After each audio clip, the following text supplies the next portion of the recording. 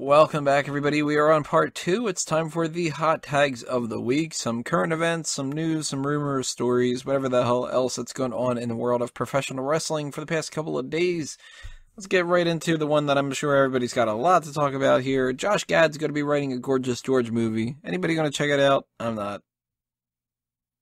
Who? Josh Gad's that the dude from Pixels. He looks like the discount Jonah Hill. All right. I get who Gorgeous George is, but let's face it, nobody really knows him other than, that guy that Muhammad Ali once mentioned. Isn't Gorgeous George a monkey? It would probably be good to have done this when he went into the Hall of Fame a few years ago, and not like now. What the fuck am I thinking of? You're thinking of Curious George. Jesus Christ! That's the one. Yeah, same person. Yeah, it's like a crossover, right? It's like Batman v Superman, Gorgeous George versus Curious George. Watch it. Well, here's the thing. If this guy is like a serious name, and this actually gets some money behind it, and there's actually like a halfway big budget movie coming out with the story of Gorgeous George, they do these biopics all the time. Why not? That'd be cool. Yeah. I mean, like the Gorgeous George movie premise, I can't imagine really sticking out to me, but being a wrestling fan and stuff might be one of the things I'd check out. I know for sure, though, I definitely won't check it out if it ends up being WWE Studios. I won't go out of my way to see it if it's something that's on Netflix or when I'm flicking on the TV through the TV, it pops up. I'm fine with it, but it's nothing that I'm highly interested in. Didn't Pixels flop? Yeah. Well, there you go. I'm not going to watch it. And it shouldn't have. No, Pixel shouldn't have flopped. People need to get over their Adam Sandler bias. Did you see it? Yeah. Halfway decent? It's actually pretty good. It's one of those like download list for me. Wasn't going to pay $10 to see it. It's got a lot of laughs, a lot of good nostalgia, a lot of good visuals. Adam Sandler is kept to a minimum. In fact, his whole crew is like only there as much as they need to be. They're not throwing your face, and it's just a lot of fun. Does it have Adam Sandler in it? Yeah. It's terrible. Sandler was in The Waterboy too. We've got WWE is going to be working with ESPN for a weekly top 5 moments in WWE show. It's a good little step forward in kind of bridging that gap between real sports, fake sports, whatever the hell else you want to call it. But I'm sure there's going to be some kind of criticism of people going like, oh, why are you covering the fake shit on here, or whatever. Fuck you. They're real sports. They're just scripted. That's it. Any thoughts on this, anybody? Sorry, I wasn't sure what the question was exactly, but ESPN thing. I think it's cool that they're getting some exposure on another network and a major network at that. Unfortunately, no real sports fan's going to take WWE seriously, and that's mainly because they're not the target audience. If they're going to have a weekly show on ESPN, I think they're going to have to prepare it more like a sport rather than what we're used to. Well, they can run clips however they want. It's not something they're bound to do however WWE wants them to do. Mm-hmm. I think it's a good thing that Coachman's involved too, because he obviously knows both ends of the spectrum. So he's not one of those guys that like, I can't really send out an actual name because I don't follow ESPN, but like, I know this guy's not ESPN, so don't, do that kind of shit. But like, can you imagine somebody like an Anderson Cooper or whatever like that trying to do this kind of a thing? He wouldn't know the first thing about it, but Jonathan Coachman's been involved for years, so he's going to treat it with the proper respect. So I think that's good. Well, they have him, they have Todd Grisham, and I'm sure there's other guys in the staff that are just, wrestling fans. Well, don't put Russell Simmons guy there too. Don't put Grisham on this shit. I bet Todd Grisham would fucking hate to be involved in it, to be quite honest. I think he wants as far away from WWE as he can get. He'd be like, oh, it's WWE. This shit's following me. Oh, look at that. We're going to go to our next clip. It's Christian. Because I don't have ESPN in this country. Well, we do, but it's ESPN Lite. We don't get any other fucking talk shows or anything. Well, you do have ESPN. You've just got to pay for it monthly. Yeah, which I do. sadly, because it's part of the BT package. Also, But- yes, UFC events. but- Sky Sports over here does monthly things for the WWE. Like whenever they're over here, we'll have a wrestler.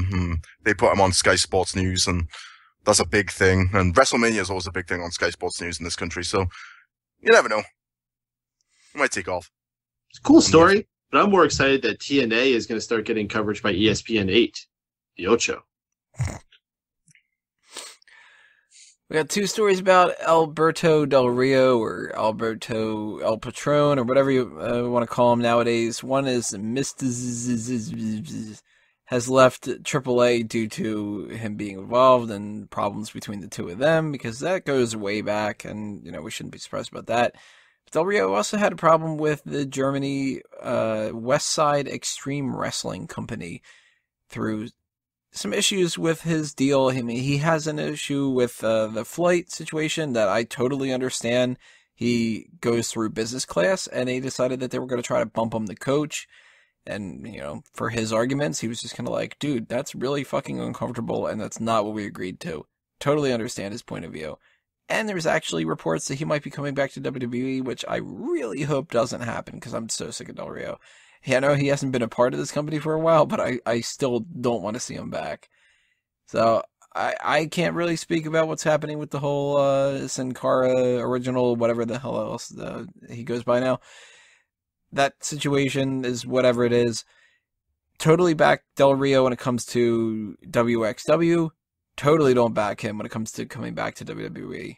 All three issues. What do you guys think about it? Peyton? I don't see any reason why he would want to come to WWE. He's basically the hottest free agent outside of WWE. I think he's worth far more outside of there. He may not be walking around with the 12 titles he was at one point. He's still doing very well for himself. I mean, this guy's performing all over the world. He's involved with almost every company that's got any type of exposure besides WWE. I mean, he's in AAA. He's in Lucha Underground. Like, I don't think he would dare step foot in TNA, although I do hear that they tried to get him once. I think he's smarter than that. Yeah. Whatever. I continue to enjoy his work more while he's away from them. Wago, what do you think about these stories? Okay, so I'll go into the Sin Cara one first. I think it's hilarious that they actually gave him his release because he wanted to get out of there as soon as Del Rio showed up. So he's back at CMLL, and no one's going to watch him there either. As far as the whole... Was it XWX or WXW? WXW. WXW, anyway. There's so many shady promoters out there that try and pull a dirty on the boys that I'm glad that Del Rio just snubbed him. You can't do that. If you personally let people do that to you, other people will take advantage of you. So Del Rio was 100% in his rights. I'm glad he stood up for himself, and fuck that guy. There was another... Oh, and WWE, as far as I've heard, he's coming back for the Mexican tour. So I think that'd be a good payday for him, and then he can continue whatever else he's doing. Because he's also signed an MMA contract, too, so... Sean, what do you think? Do you want Del Rio to come back? Fuck no, I want him to do what the Mexican that he had on this show and fall down the stairs and break his fucking neck. Jeez. What? All I heard Fuck was... that prick. What the fuck did you say? Basically, it translates to he wants Del Rio to die. Yeah, pretty much. Fuck that guy. Fuck him. I can't stand Del Rio. His feud with Sheamus was... And the only good thing about Del Rio was Ricardo. There you go. I'll have Ricardo back. Fuck Del Rio. I'd love this. Like, they're on a fucking talk show on the news, and someone just goes, "So what do you think?" "Oh, well, as far as I'm concerned, on this topic." Yep. Can you elaborate on that? Well, I want you to fall down the steps and break your neck and die. Yeah, pretty much. Just fall down the stairs, cripple yourself. Don't die, because if he dies, then we'll never hear the end of it. But if he cripples himself and is in a wheelchair like Christopher Reeves, nobody's gonna give a shit. Strong opinions there from Sean. We got two things with NXT, a debut, and somebody who's leaving. Blue Pants no longer going to be in WWE and NXT. There's some stories before that she had rubbed people the wrong way when it came to her deal, and maybe that ends up being the reason why she's leaving. But then we get, in her absence, James Storm is in WWE now. He's going to be popping up in TNA and in NXT, at least for a little bit here. There's not really like a concrete deal like there is with Samoa Joe, but you know, that's how Samoa Joe started out, and he ended up getting a concrete deal. So, James Storm could be the next, like, regular roster member that we get moving from TNA over to WWE. And I gotta say, step up, man. I'm not a huge James Storm fan, and he's not the type of guy where I think that they should put a lot of stock into him, but I welcome him in NXT. Why not, right? Who wants to tag in? I think just like Samoa Joe and a lot of the other guys who crossed over, first night there was probably the happiest day he's had in his career in a long time. Mm-hmm. He's just like, oh, passionate fans that are here. This is what it's like performing in front of non-cardboard cattle people. I mean, he went out and from the pictures I've seen, he's dyed his beard. I'm sure he's going to work on the gut more as time goes on. That's probably what WWE is waiting on. They're waiting to see if he can trim the weight like Joe did. And I think he may be someone who can get a good deal there. What do you think about Blue Pants? I think she'll come back around. I think they're going to wait for the heat to die down a little bit. Plus, I think they're a little saturated on new female talent. They got Asuka, they got Dana Brooke, they're repackaging Emma, they got Eva Marie, now they got Nia Jax who just debuted tonight. I just don't think there's any room for Blue Pants right now. She's doing her own thing on the indies, so that's probably why they'd rather have her there than just be a roaming jobber face like they have with like Evie or these other girls that they have there now. When the time is right, I'm sure they'll give her a call again. Evie? She was the jobber they had Nia Jax face tonight. I don't even know who the fuck she was. Yeah, I didn't watch NXT yet. Is she decent, Nia Jax? She's got potential. The crowd liked her. Her outfit was fucking terrible. They got to do some work with that. She had on this blue, skin-tight, weird thing on. I don't know. It was not working for me. Or her, I should say. She had a few decent moves. Like I said, the crowd reacted to her. They were doing the Nia's gonna kill you. She's a babyface? No, she's actually a heel, but, you know, yeah. NXT crowd. I'd say she's someone to keep an eye on. She needs improvement, but that's what NXT is for. And speaking of improvement, man, Baron Corbin, again, just pulling these moves. Like, I'm like, where did this guy learn how to do this? Told you when to watch. Well, Sean, what do you think about James Storm and Blue Pants? I like James Storm, but personally, I think I would have preferred Bobby Roode. I'm still thinking he's going to pop up. I can't imagine that they didn't put out the feelers for Bobby Roode. I think Bobby Roode was probably just too booked with pre-obligations. And he may just be someone they have coming in later on down the line. He probably also realizes that he's got a better chance at being a regular guy than the other people. So he's probably going like, well, let me see what happens with these other guys. Like Joe and Storm can go there. They could be the kind of testing grounds a little bit. WWE can get their like, because they got to be hesitant to push these guys because they are such TNA guys. You know, let them take the heat a little bit. And then when they've gotten to the point where they go, oh, these guys actually kind of work out, then they go, remember that Bobby Roode guy? Let's just hotshot him. I can see that happening. And I agree with what Payton said about Jimmy Storm, like being happy, like performing in front of a live studio audience instead of two Cardboard guys. Cutouts. Yeah. Oh, this is amazing. I can go to catering and it's just the wrestlers. I can go to catering and there's food. There's hot water in the showers. And there's a shower. We got benches backstage that I can sit down on. Instead of just electricity. Trash bags that they keep trying to pass off as beanbag chairs. Fucking A. That we got to take out at night. And Blue Pants, I'm kind of devastated because I'm a big fan of Blue Pants, and I was thinking about buying her Blue Pants t-shirt at one point. They like never even promoted that shirt. I know. It's a good shirt. It's probably because it's like counterproductive. It's a blue pants shirt. If they ever do bring her back, they're gonna have to repackage her and give her a new name. That's the only thing that sucks. Yeah. Pants. Yeah, Go Green Pants here. You can't do it in that arena unless you turn her heel. Rainer. Yeah, Rainer. You're right.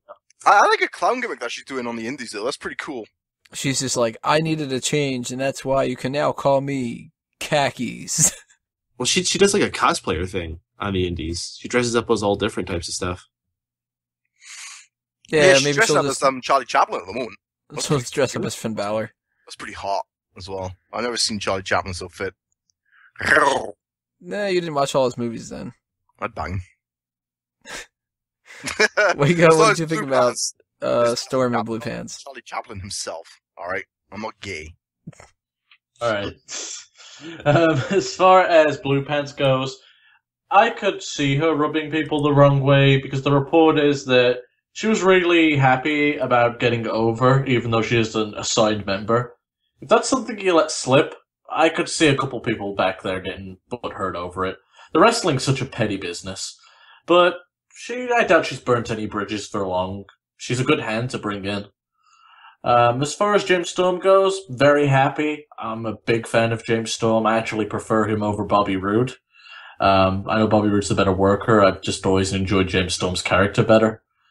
So I'm looking forward to seeing what they're going to do. I'm hoping that they'll end up signing... God damn it, Sean.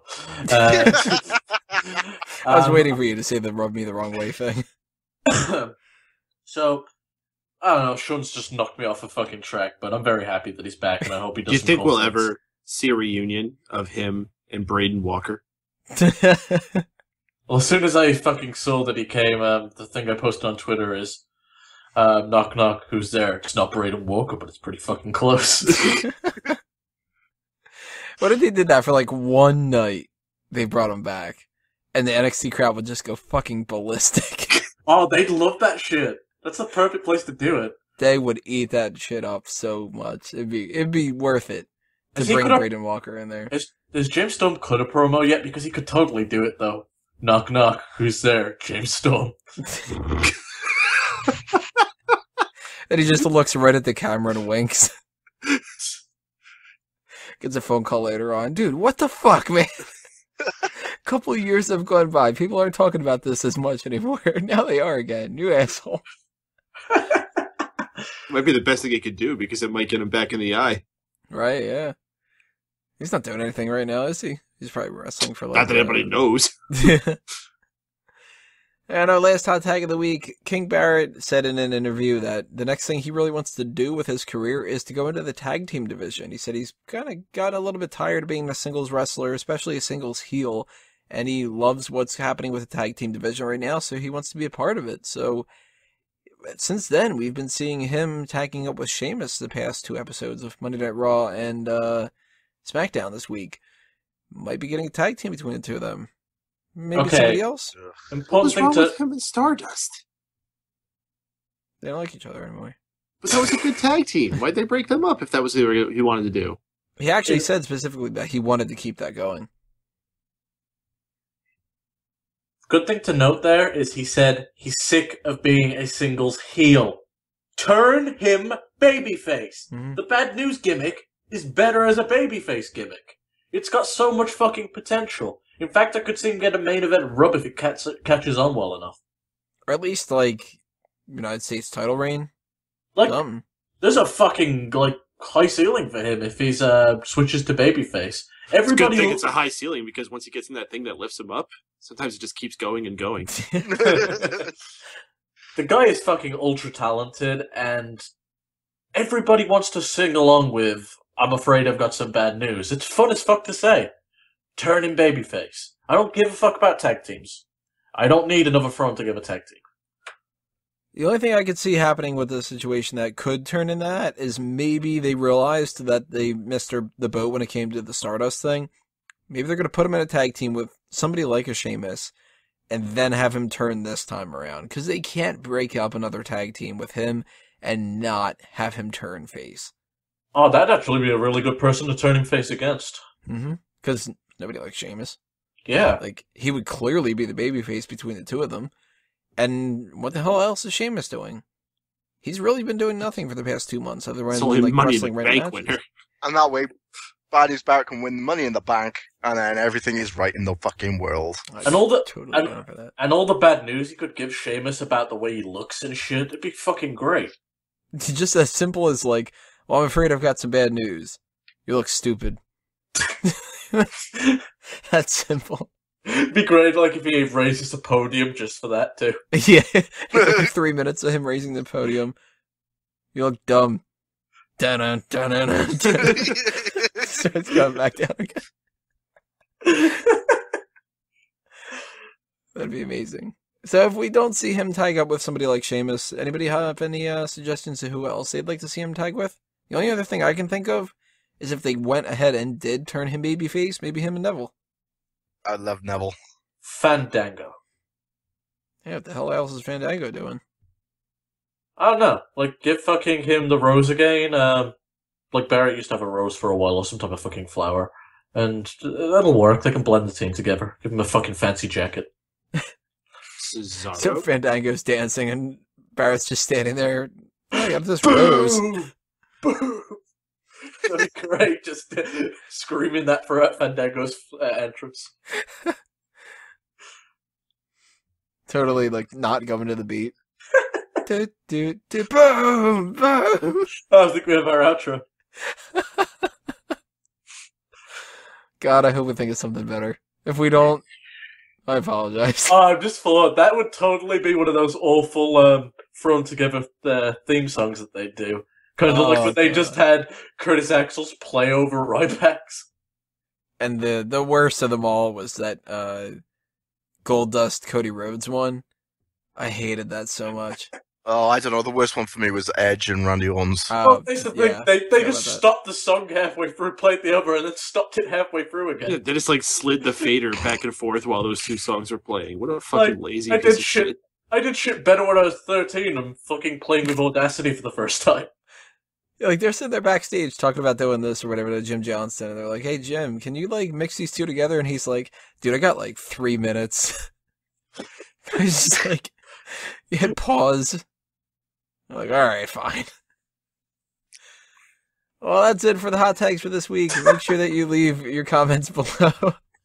Tell us what you think about all these different topics. What do you think's going on with Alberto Del Rio and James Storm and Blue Pants and NXT? Would you go see a Gorgeous George movie? Are you going to watch the the ESPN show on the WWE show on ESPN? Goddamn, I'm tired. Fuck me. And what would you like to see happen with King Barrett in the tag team division?